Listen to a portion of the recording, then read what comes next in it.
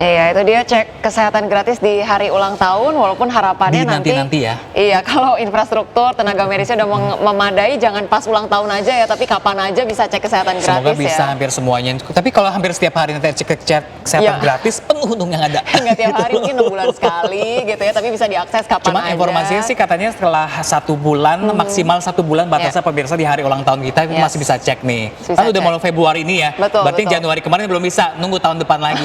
Sabar-sabar, nggak boleh sakit tapi dulu. kita harapkan gitu ya, kelompok rentan yang tepat sasarannya harus pasti menerima manfaatnya seperti balita, kemudian lansia, juga kemudian mungkin masih ada kesenjangan antara daerah-daerah yang belum memadai infrastruktur medisnya. Kita harapkan pemerataannya bisa tapi seimbang. Tapi sih informasi gitu ya. yang dibaca tadi itu juga ada tidak hanya puskesmas, katanya juga rumah sakit swasta juga memperbolehkan untuk cek kesehatan gratis ini. Kita lihat saja nanti ya. Ya, kita harapkan perkembangannya bisa maksimal gitu ya. Pemirsa, Presiden Prabowo Subianto menghadiri Musyawarah Nasional Kamar Dagang Indonesia di Jakarta. Ya, pemirsa, dalam pidatonya di Munas Kadin, Prabowo optimistis pertumbuhan ekonomi Indonesia mencapai 8% jelang 100 hari pemerintahannya. Prabowo juga menegaskan tekad terkait pengelolaan kekayaan Indonesia untuk kepentingan bangsa dan juga rakyat Indonesia.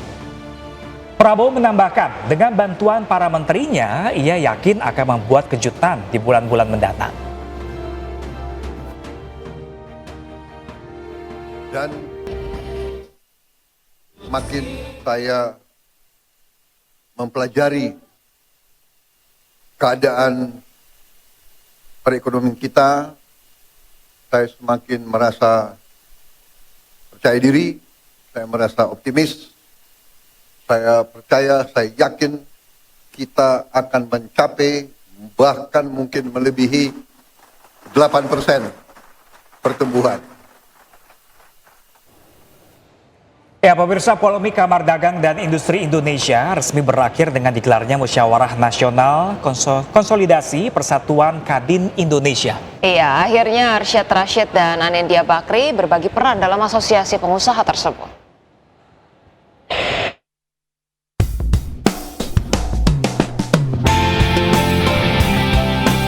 Kamar Dagang dan Industri Kadin Indonesia menggelar acara Musyawarah Nasional Konsolidasi Persatuan di Jakarta.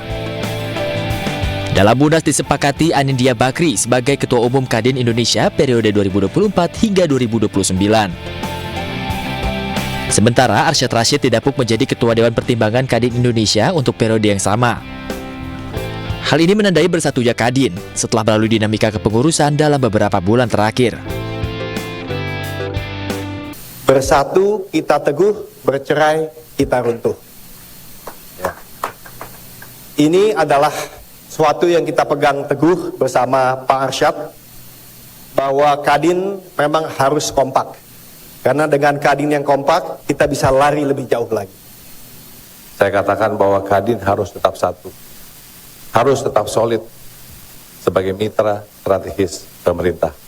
Insya Allah Kadin semakin strategis, sehingga kepercayaan investor dan dunia internasional terus meningkat, dunia usaha semakin maju dan berdaya saing, sehingga target ekonomi yang dicanangkan oleh Bapak Presiden Prabowo Subianto 8% dapat tercapai.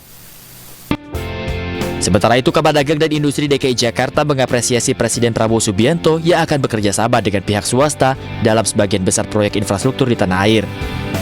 Dan juga menyambut baik hal ini dan mengapresiasi Bapak Presiden karena swasta akan dilibatkan. Bahkan tadi janji Presiden bahwa porsinya lebih banyak swasta. Nah, ini yang kami tunggu-tunggu sehingga kami berharap nanti pertumbuhan ekonomi 8% yang dicanangkan oleh Bapak Presiden bisa terwujud. Kadin DKI mendukung penuh dan menyiapkan prioritas untuk menunjang pemerintahan Presiden Prabowo Subianto. Salah satunya ikut berkontribusi dalam program makan bergizi gratis. Dari Jakarta, Tim Liputan iNews melaporkan. Pemirsa, tim transisi Pramono Rano dan PJ Gubernur Jakarta Teguh Setiabudi menggelar pertemuan untuk membahas persiapan masa awal kerja Pramono Rano setelah dilantik.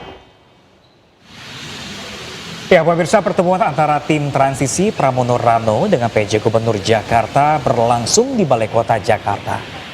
Pramono Rano sendiri tidak bisa hadir menemui PJ Gubernur lantaran ada kegiatan lain. Pertemuan dilakukan sebagai upaya memuluskan proses transisi pemerintahan dan persiapan masa awal kerja Pramono Rano setelah dilantik. Luar biasa, langsung dengan berbut, dengan akrab. Kami sudah melakukan pertemuan resmi dan saya langsung hadir. Ini adalah pertemuan yang sangat luar biasa, langsung dengan berbut, dengan akrab. Dan intinya adalah kami punya semangat yang sama, kami punya tekad yang sama, bersama. Bagaimana kemudian nanti agar gubernur dan wakil gubernur terpilih kemudian dilantik bisa langsung menjalankan tugas pokok fungsinya dengan lebih baik lagi, pokoknya dengan langsung baik itu. Ini kita harus, jadi kita mempersiapkan semuanya. Tadi kami masih bicara umum karena kita hanya diskusi berbagai hal, gitu ya. Tapi intinya tekadnya adalah sama, bukan lagi suatu dikotomi invasi dan kontrol, tapi kami ada satu. Bagaimana kita sama-sama punya semangat untuk menyiapkan agar nanti bisa berjalan jauh lebih baik.